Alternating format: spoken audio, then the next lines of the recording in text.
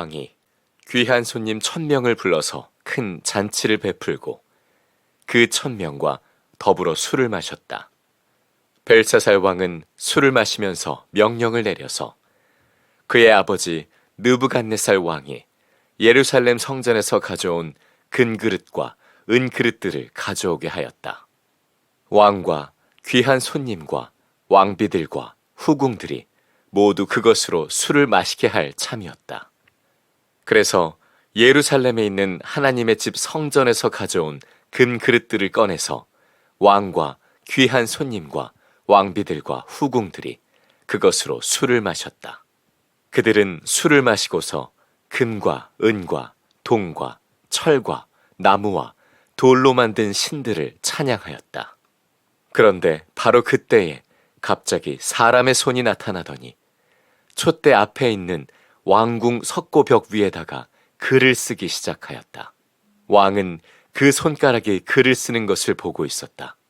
그러다가 왕의 얼굴빛이 창백해지더니 공포에 사로잡혀서 넓적다리에 힘을 잃고 무릎을 서로 부딪히며 떨었다.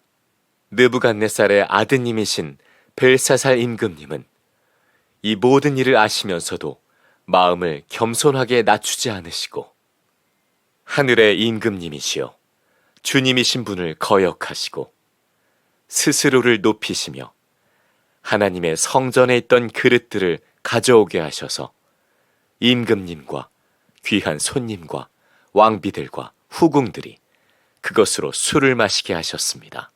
그리고 임금님은 보거나 듣거나 알지도 못하는 금과 은과 동과 쇠와 나무와 돌로 만든 신들은 찬양하시면서도 임금님의 호흡과 모든 길을 주장하시는 하나님께는 영광을 돌리지 않으셨습니다. 그러므로 하나님이 손을 보내셔서 이 글자를 쓰게 하신 것입니다. 기록된 글자는 바로 메네 메네 데겔과 바르신입니다. 그 글자를 해석하면 이러합니다. 메네는 하나님이 이미 임금님의 나라의 시대를 계산하셔서 그것이 끝나게 하셨다는 것이고, 데겔은 임금님이 저울에 달리셨는데 무게가 부족함이 드러났다는 것이고, 바르신은 임금님의 왕국이 둘로 나뉘어서 메대와 페르시아 사람에게 넘어갔다는 뜻입니다.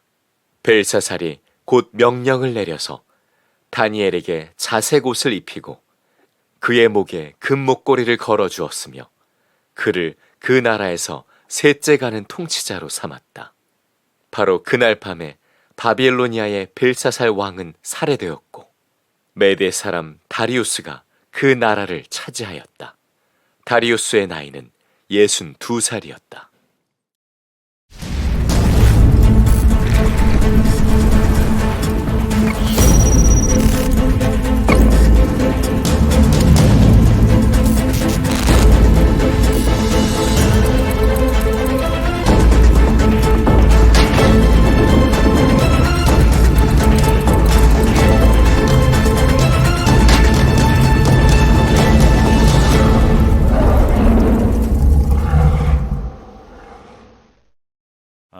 바벨론의 다니엘처럼 시리즈의 7번째 시간이 되겠습니다. 하나님의 저울, 손가락으로 쓴 글씨라는 제목의 말씀을 전하겠습니다. 각 나라의 법원에 가면 앞에 동상이 있다고 합니다. 우리나라 법원에 또 동상이 있는데요, 여신이 세워져 있죠. 그리스 신화 디케라고 하는 여신, 로마 신화에서는 유스티치아 여신으로 나타나는데요, 동일합니다.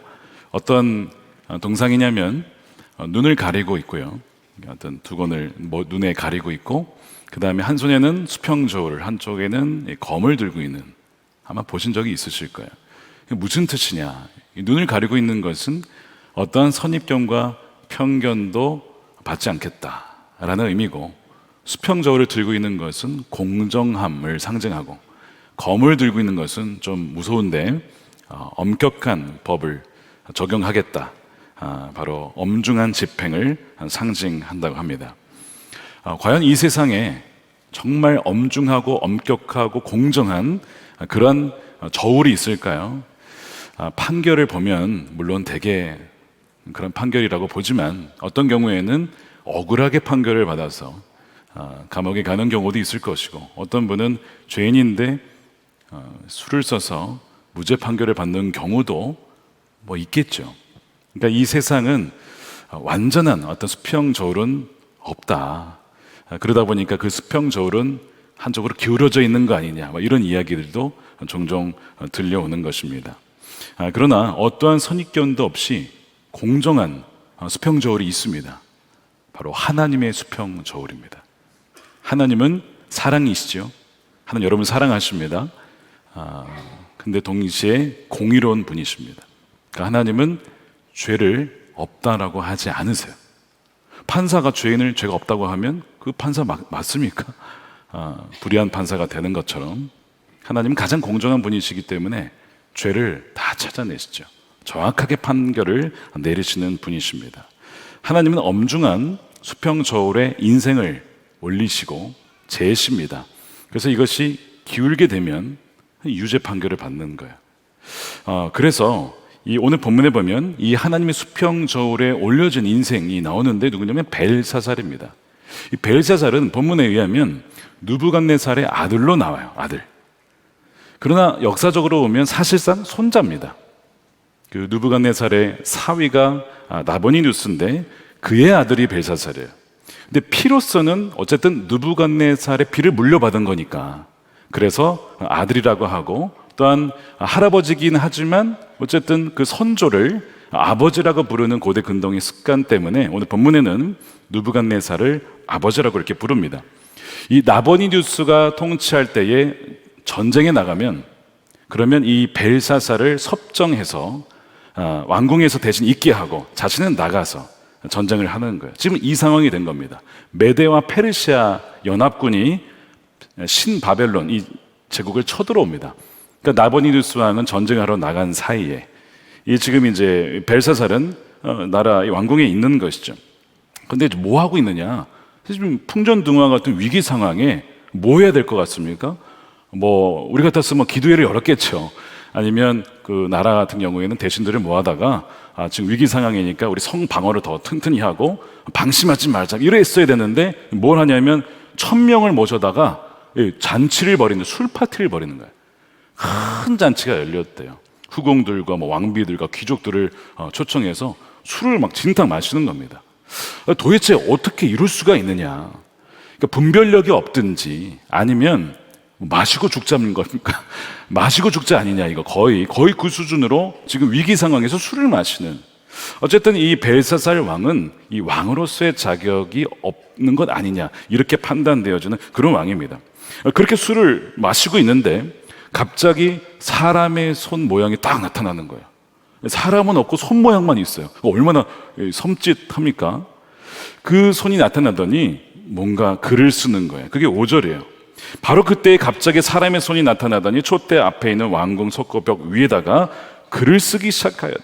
왕은 그 손가락이 글을 쓰는 것을 보고 있었다. 근데 그걸 보는데 무섭잖아. 일단 손가락만 나타나서 이렇게 하는 게 얼굴이 창백해지고 몸이 막 바들바들 떨리는데 이 무릎이 막 서로 막 닿으면서 그렇게 너무 떨리는 거야. 그러니까 사실은 이 왕이 두려웠던 거예요.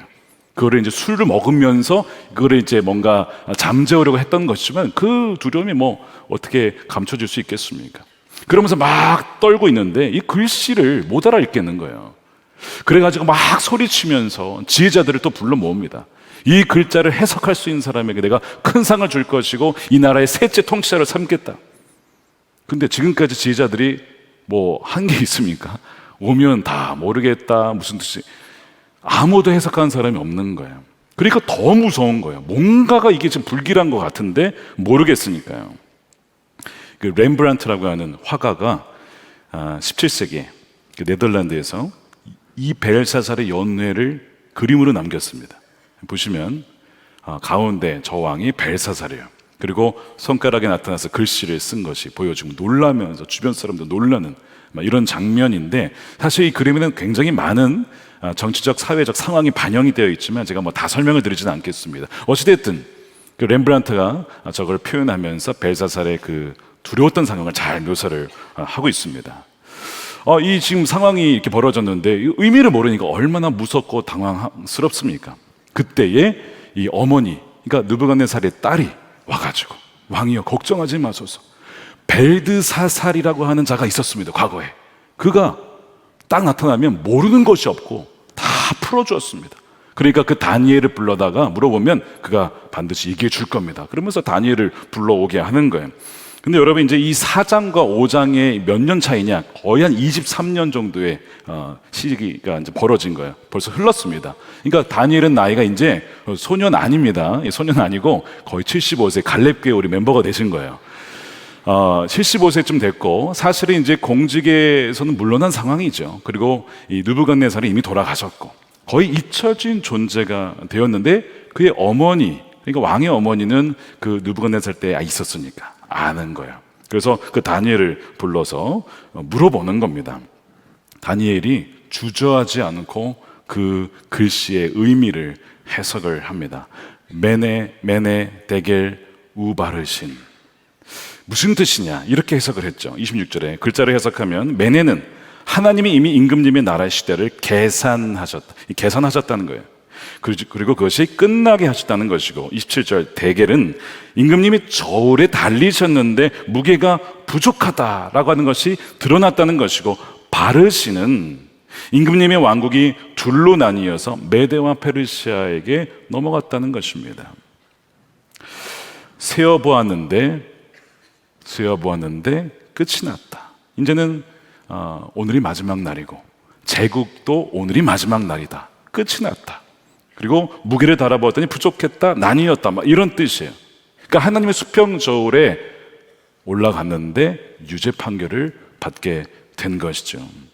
그래서 이 단어를 사실 아람어로 해석하면 이런 겁니다. 이 메네는 그 문화라고 하는 화폐 단위입니다. 문화에서 그 다음에 데겔은 세겔, 문화의 60분의 1 정도로 줄어듭니다. 그 다음에 세겔이 다시 반으로 쪼개지니까 또 작아지는 것이죠. 가면 갈수록 무게가 줄어드는 거예요. 왕의 인생이 하나님 앞에서 가면 갈수록 정말 무게감이 있는 그런 인생이 아니고 점점 가벼워지면서 하나님 보시기에 원하시는 것을 발견할 수 없는 인생으로 판명되었습니다. 이런 뜻이에요. 이것이 메네 데겔 바르신 이런 뜻입니다. 여러분, 성경은 참 두렵지만 하나님의 저울이 있다라고 말씀합니다. 하나님의 수평 저울이 있대요. 그리고 모든 사람은 이 수평 저울에 올려진다는 겁니다. 그 저울은 정확하고 오차가 없어요. 사람에게 한 번 죽는 것은 정해진 것이고 그 다음에 뭐가 있어요? 심판이 있다라고 히브리서 9장 27절에 말씀하죠. 근데 이 말씀이, 비슷한 말씀이 전도서에도 나와요. 전도서에 솔로몬이 평생을 살았어요. 가장 지혜로운 자였습니다. 평생을 산 다음에 결론을 내려요. 그것이 전도서 12장 13절입니다. 결론은 이것이다. 하나님을 경외해라. 두려워하라. 그분이 주신 계명을 지켜야 된다. 이것이 바로 사람이 해야 할 의무다. 하나님은 모든 행위를 심판하신다. 선한 것이든 악한 것이든 모든 은밀한 일을 다 심판하신다. 하나님 모르시는 것이 없습니다. 우리의 행위와 우리의 생각과 모든 말을 다 재어 보신다라는 것이죠. 사무엘의 어머니 한나가 하나님께 기도하면서 하나님이 어떤 분이신가를 이렇게 고백을 했어요. 사무엘상 2장 3절입니다. 너희는 교만한 말을 늘어놓지 마라. 오만한 말을 입 밖에 내지 말아라. 참으로 주님은 모든 것을 아시는 하나님이시고 사람이 하는 일을 저울에 달아보시는 분이시다. 그러니까 우리가 살아가는 그 모든 삶을 보시고 아시고 달아보신다는 것입니다. 그래서 이 솔로몬은 하나님을 두려울 줄 알아야 된다. 하나님을 경외할 줄 알아야 된다.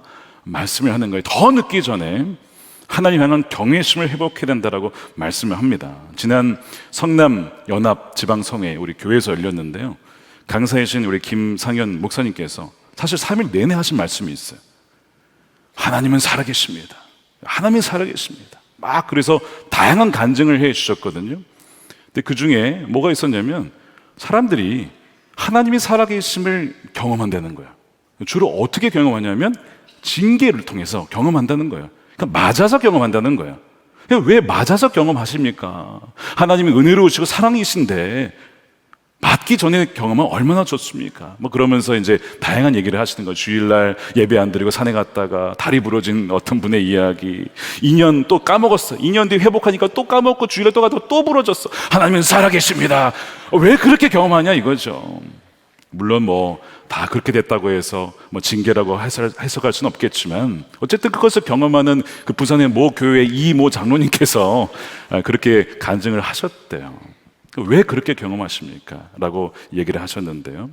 제가 어떤 의사 선생님께 한 환자 이야기를 들었습니다. 이분이 암 말기예요. 그러니까 치료를 받다가 병원을 옮기셔서 그 병원으로 오신 거예요. 근데 사실은 이제 호흡을 제대로 하지 못하고 사실 치료할 수 있는 게 별로 없는 상황 속에 오신 거죠. 어쨌든 그분을 잘 돌봐드려야겠다, 치료해야겠다라고 해서 이제 치료를 해드리면서 복음을 전한 거예요. 하나님 살아계십니다. 예수님이 계십니다. 그러면서 이제 복음을 전하고 마지막에 영접 기도 하시겠습니까? 했더니 이분이 할 것처럼 하다가 자기가 진작에 좀 고민을 좀 더 해보겠다는 거예요. 그래도 거부는 안 한 거니까 얼마나 감사해요. 이분이 좀 있으면 영접하시겠구나. 감사하다 그래가지고 이제 치료를 하는데 약을 잘 썼나 봐요. 급격하게 회복을 하는 거예요. 자가 호흡을 하시는 거예요. 그리고 막 본인도 일어나가지고 자리에서 너무 좋아지는 거예요. 너무 감사하다. 하나님께서 치유해 주시나 보다. 그래서 하나님 이제 우리 복음 들으셨는데 예수 믿으시겠습니까? 그분이 어떻게 한 자를 안 믿겠대요. 왜요? 좋아졌으니까. 이상하지 않습니까? 좋아지면 하나님을 믿어야 되는데 좋아졌는데 왜 예수 믿냐 이거죠. 거절하시더래요. 얼마나 그 마음이 아프든지. 근데요, 며칠 뒤에 돌아가셨어요.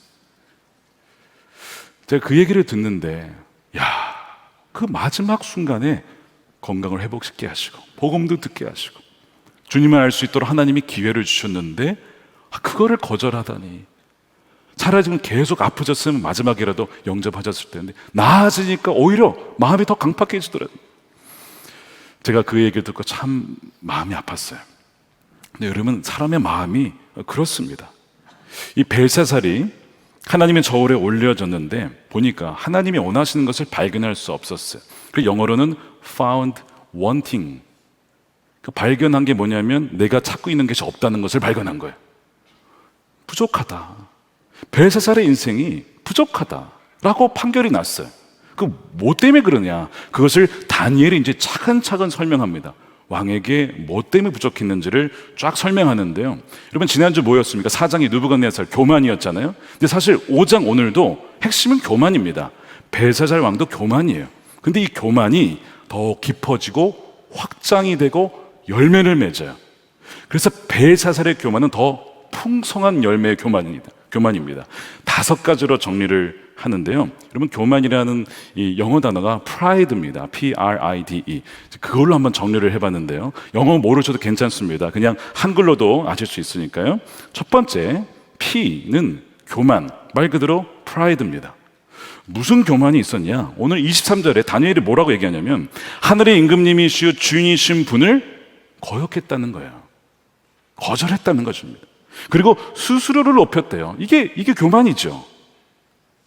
물론 느부갓네살 왕도 교만했어요. 그래서 내가 세운 제국을 봐라, 이 바벨론 성을 봐라, 나의 영광과 위엄과 이걸 봐라 하면서 했단 말입니다. 여러분, 그 느부갓네살 왕은 건축자, 나라를 세운 사람, 대단한 사람입니다. 그가 그런 말을 했을 때에는 사실 그는 그런 말 해도 되지. 그 정도 업적을 세웠는데 그런 말 할 만한 사람이야. 그 정도의 사람이 이 느부갓네살 왕입니다.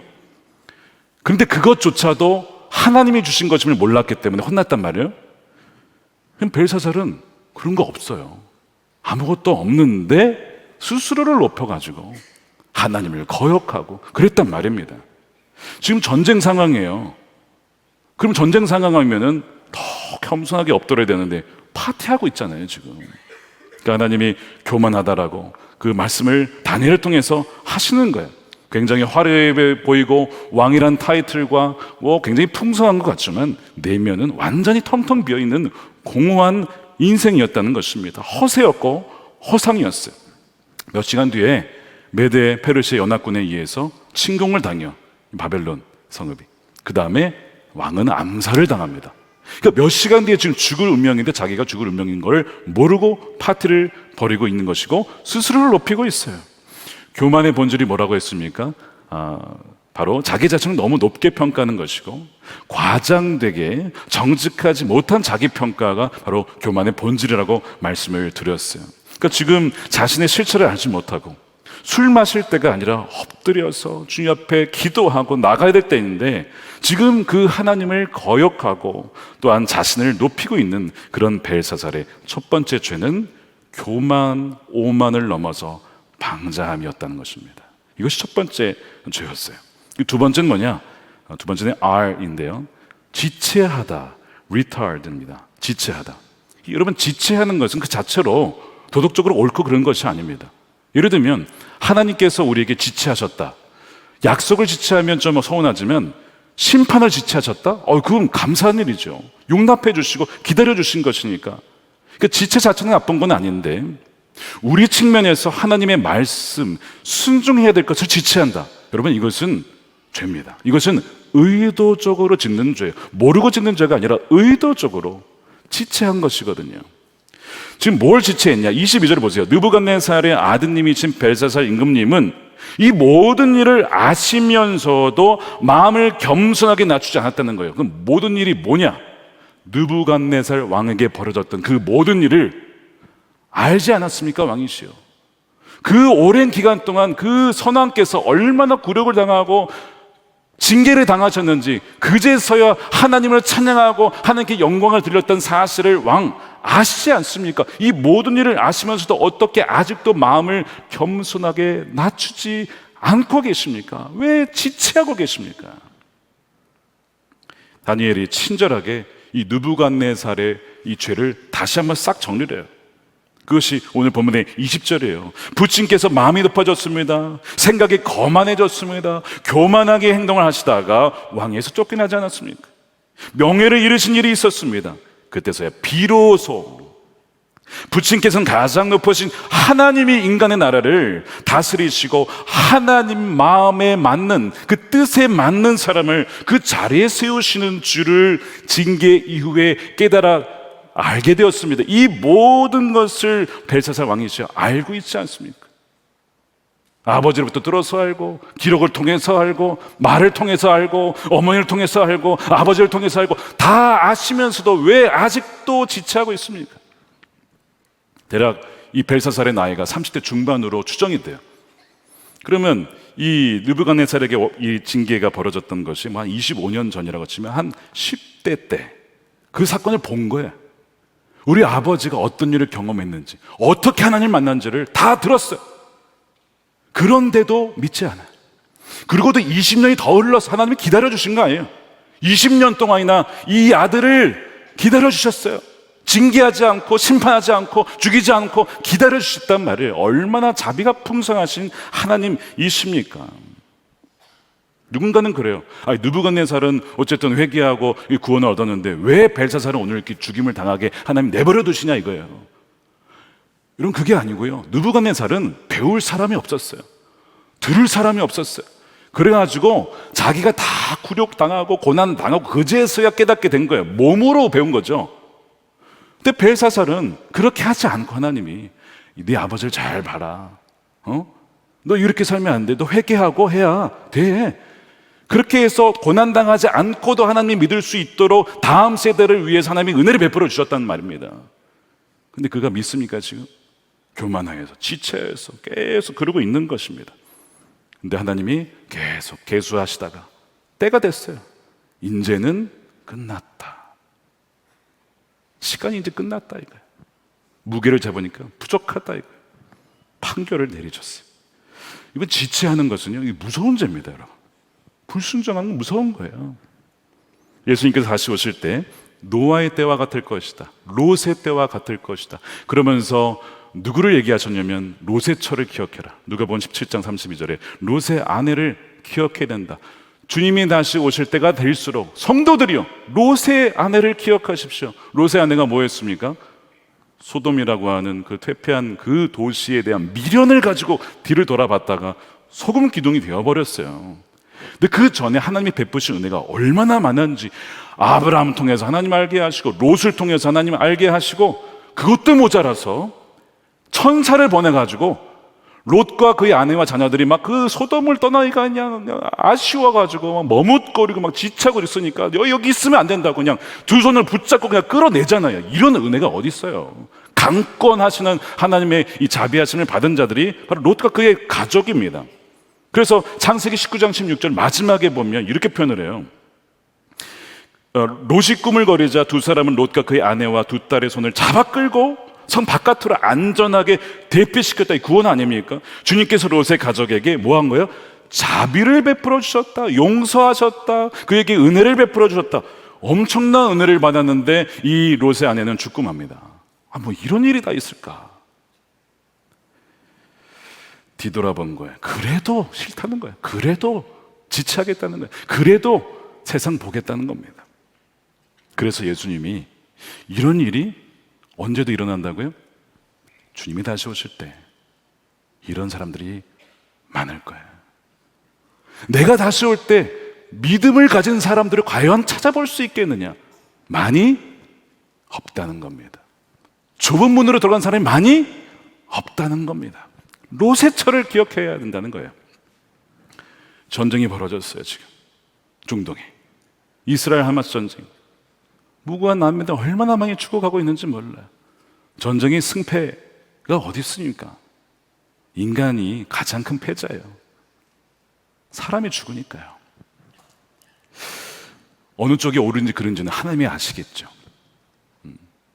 어쨌든 그 전쟁을 하나님 멈춰달라고 우리가 기도해야 되는데요. 동시에 주님께서 다시 오시기 이전에 몇 가지 징조가 먼저 있을 것이다 라고 하신 게 누가복음 21장과 마태복음 24장에 나오는데요. 공통적인 게 뭐냐면 큰 지진들이 있을 거고 나라와 나라가 민족이 민족을 대적하여 칠 것이다. 이런 일들이 일어날 거야. 그래 두려워하지 말아라. 아직 내가 올 때는 아니야 라고 하셨어요. 다만 그런 일들이 있으면 사인인 것을 알아라. 징조인 것을 알아라. 내가 올 때가 가까이 왔다는 것을 알아. 그러면서 뭘 준비하라고요? 깨어있어라. 주님을 맞이할 준비를 하라. 마태복음 25장에 무슨 얘기를 합니까? 슬기로운 처녀들이 되어서 기름을 준비해라. 성령으로 충만하고 말씀 순종함에 지체하지 말고 언제든지 신랑이 오면 맞이할 수 있도록 준비해라. 두 번째, 달란트 가진 거 땅에 묻지 말라. 왕이 너에게 주인이 맡겨주신 거를 왜 사람들을 위해서 왕의 기쁨을 위해서 쓰지 않느냐. 세 번째, 양과 염소에 비유해서 지극히 작은 자 섬기는 거 왜 자꾸 미루냐 이거예요. 왜 지체하냐 이겁니다. 그 경고를 3번이나 연속적으로 얘기를 하시죠. 공통점은 주님이 다시 오신다. 그 다음에 깨어있는 사람들은 지체하지 않는다는 겁니다. 그러니까 여러분, 이 지체한다는 것이 얼마나 큰 심각한 죄입니까? 여러분 지체하고 있는 것이 뭡니까? 내가 예전부터 하려고 아직도 못하고 있는 것이 뭐예요? 하나님이 주신 마음인데 아직도 지체하고 있는 것. 주님께서 그것을 물어보시는 거예요. 벨사살이 누구냐면 이 안 믿는 자를 상징하죠. 근데 그냥 안 믿는 자가 아니고 이 벨사살은 부모님이나 뭐 아버지나 어머니나 부모님을 통해서 하나님에 대해서 들었는데 믿기를 지체하는 다음 세대를 말합니다. 하나님에 대해서 알아요. 부모님을 통해 들었어요.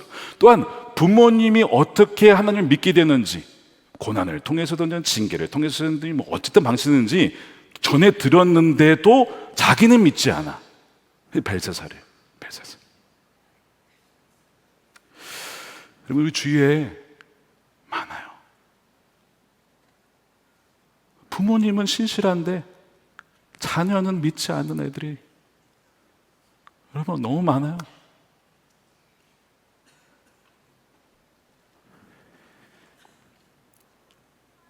차라리 복음을 듣지 못했으면요 억울하지라도 않지. 저는 복음을 들어보지 못했습니다. 그랬구나. 너가 들었으면 달랐을 텐데. 억울하지도 않지. 다 알고 있어. 예수님에 대해서 들어봤고 심지어 성경도 읽어봤어. 예배도 참석했고. 근데 예수님을 안 믿어. 이같이 억울한 일이 어디 있습니까? 로마서 1장에 보면요 하나님 앞에 가면 뭐 핑계 못 한대요. 2장에 가면 다 침묵하고 있어요. 하나님 그 재판에 아무도 말을 못 해요. 왜? 하나님이 되시는 그 모든 판결이 너무 다 맞는 말만 하셔. 아무도 말 못하고 침묵하고 있다는 겁니다. 의로신 판결 앞에. 뭘 핑계 못하냐? 나 복음 못 들어봤는데요. 그래? 근데 너 별 본 적 있지 않아? 너 태양 봤지? 네, 봤는데요. 그게 내가 있다는 증거였어. 그게 로마서 1장 내용이잖아요. 로마서 1장 19절에 하나님을 알만한 일이 사람에게 조금 보인 게 아니고 환히 드러내 보이죠. 환히. 하나님께서 그것을 환히 드러내 보여주셨습니다. 이 세상 창조 때부터 하나님 보이지 않는 속성, 그분의 영원하신 능력과 하나님이 살아계신 그 신성이 어디에 있습니까? 만물에. 자연 세계만 봐도 하나님이 살아계심을 깨닫게 되어 있다는 거예요. 그래서 사람들은 핑계를 못 댄대요. 이 예배당을 운영하려고 해도 뭐 공조기도 올리고 뭐 에어컨도 올리고 전기 있어야 되고 사람이 얼마나 많이 투입되어 있는지 모릅니다. 섬기는 분들이 많아요. 이게 저절로 된다면 여러분 믿으시겠습니까? 못 믿죠. 근데 지구가 자전을 하면서 태양을 그냥 알아서 돌아가면서 정확하게 돌아간다. 이걸 믿으란 말입니까? 누군가가 돌리는 거 아닙니까? 이 강사님이 말씀하신 거 아니에요? 낮과 밤이 바뀌는 것만 봐도 하나님이 살아계시는구나를 알기 때문에 어느 누구도 핑계하지 못할 거라는 것입니다. 그런데 안타깝게도 다음 세대가 부모님으로부터도 복음을 듣고 하나님에 관해서도 듣고 자연을 보면서도 지체하고 거부하니 이 얼마나 통곡하며 눈물을 흘릴 일입니까?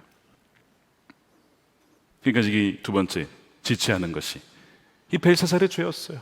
모든 것을 알면서도 지체했습니다. 세 번째 제가 뭐냐? 우상 숭배입니다. 23절입니다.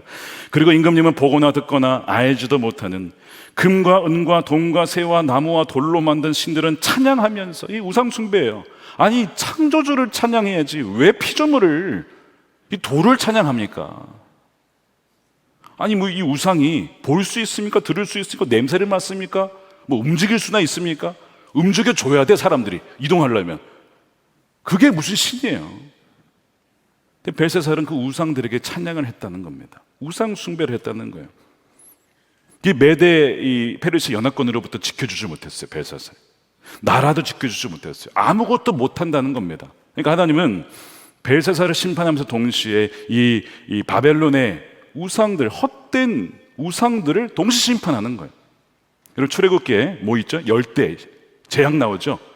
쫙뭐 피해 재앙부터 해서 뭐 개구리 막 이런 쫙 나오잖아요. 그게 뭐야? 이집트에 열대 신이 있어요. 10대 신. 그 하나하나 다 아무것도 아니다. 야훼 하나님 앞에 아무것도 아니다라는 걸 보여주는 심판적인 사건이었단 말입니다. 동일한 게 지금 여기서 벌어지는 거예요. 너희 찬양했는데 바벨론의 마루둑? 그 무슨 신이냐? 아무것도 아니야. 보여주신 거거든요. 우상 숭배예요. 우리가 지금 무엇을 숭배하고 있습니까? 진정 하나님을 숭배하고 있습니까? 네 번째, D, 신성모독하다. defile.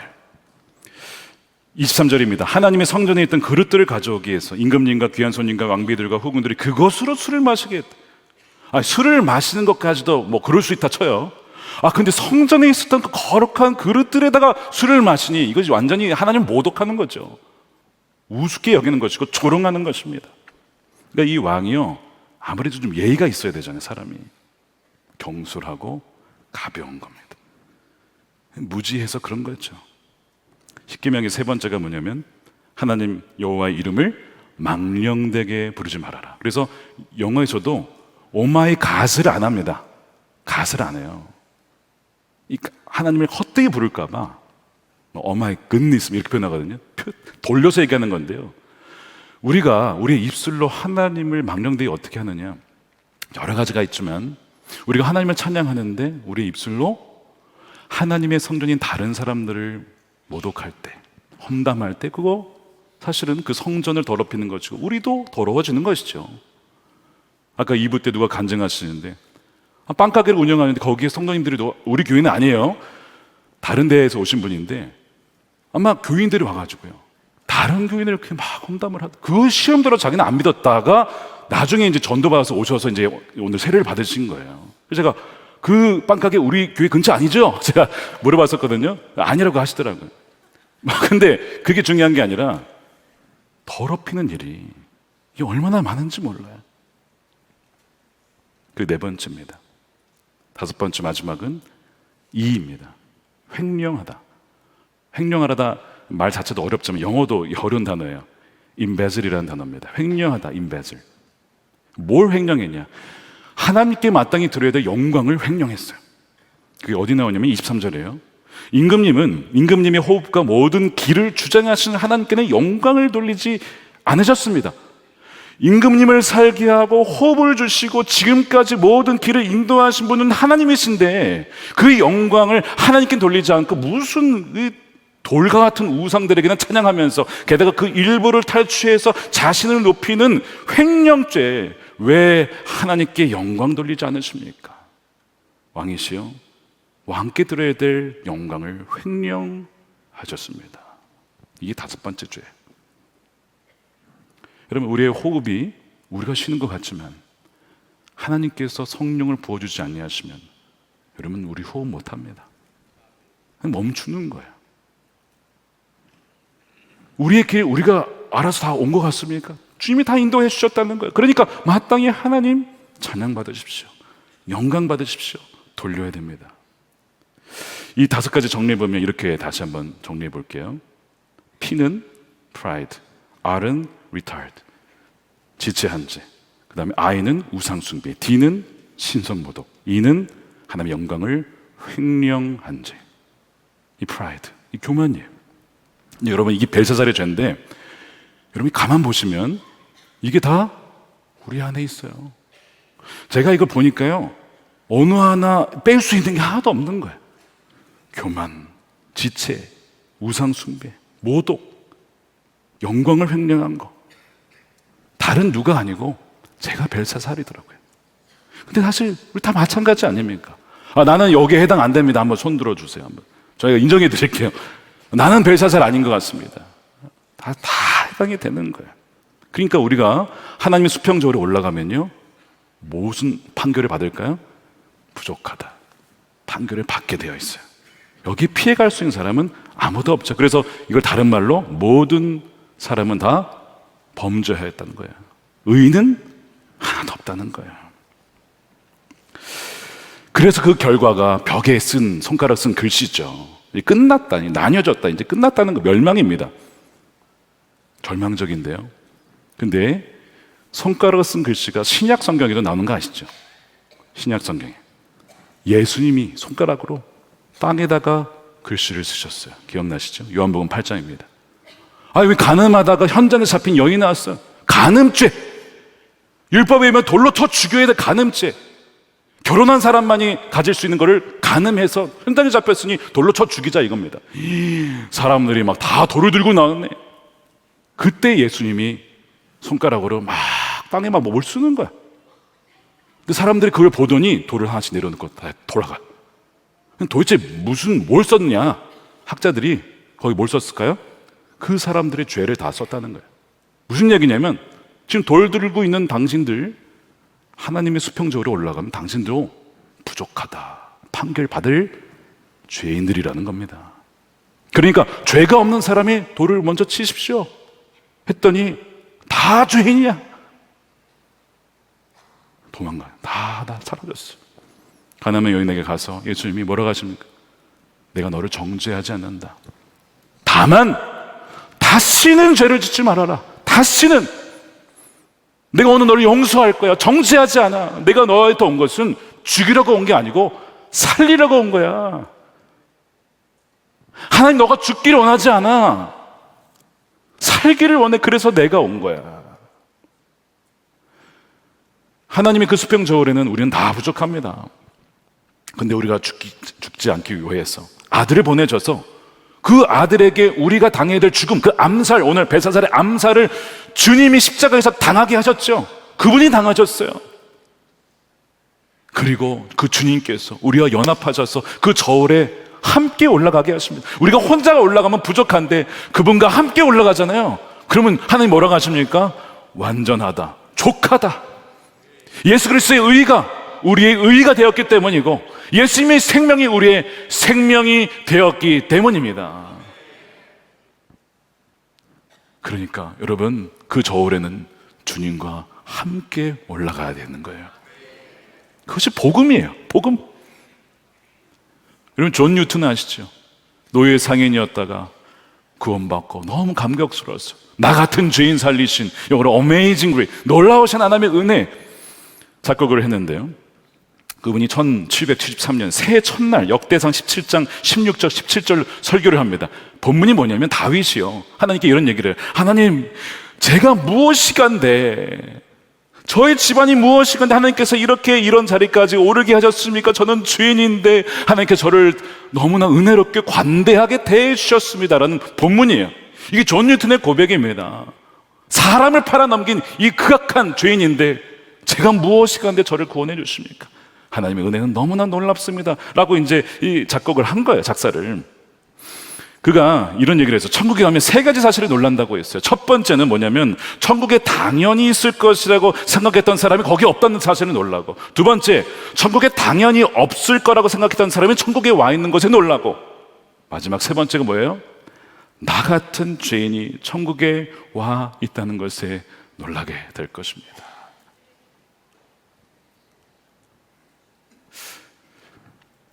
사랑하는 여러분, 하나님께서는요, 저와 여러분이 진노의 연회, 거기서 진노의 포도주 잔을 마시는 것을 원치 않으세요. 그 증거가 바로 십자가죠. 어린 양의 보혈로 그 포도주를 마셔서 천국의 잔치에 오기를 원하시는 것입니다. 그러니까 여러분, 하나님을 경외할 줄 알아야 됩니다. 하나님을 두려워해야 되고요, 죄짓기를 두려워해야 됩니다.